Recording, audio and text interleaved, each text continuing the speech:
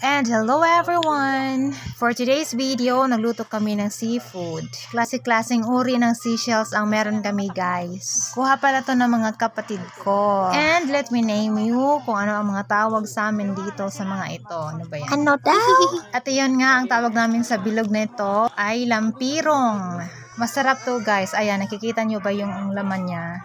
Yan. Transparent yung shell niya. Masarap to guys, mind you. Na may litob. Muna siya guys, litob. Dasad may bakan. O sisi. Or talaba.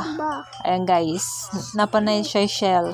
We also have here kukok. Muna gitawag na mo og kukok. Masarap laman niya guys. And here, lampirong. Sa pa ba? At syempre, niready na rin ng kapatid ko yung niyog. Ayan, kinakayod na niya yan. Gagataan namin ng seashells guys as per request. Kahit may mga shells pa. And we have here sibuyas dahon at saka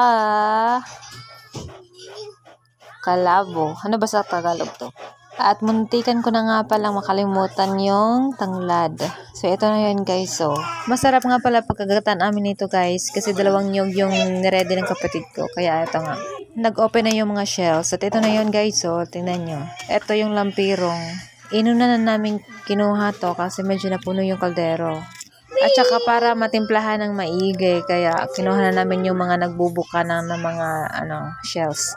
So, ito yung laman niya, guys. Masarap yan. Masarap din to lagyan ng itlog, guys, at saka prituhin. Yum, yum, yum! At ito na nga, guys, bumuka na yung ibang mga shells. Ayan, nakikita niyo na yung mga laman niya. Tsaka yung sabaw. At ito na nga, let's go na, kain na tayo, guys. Ready na. Maraming salamat sa blessings.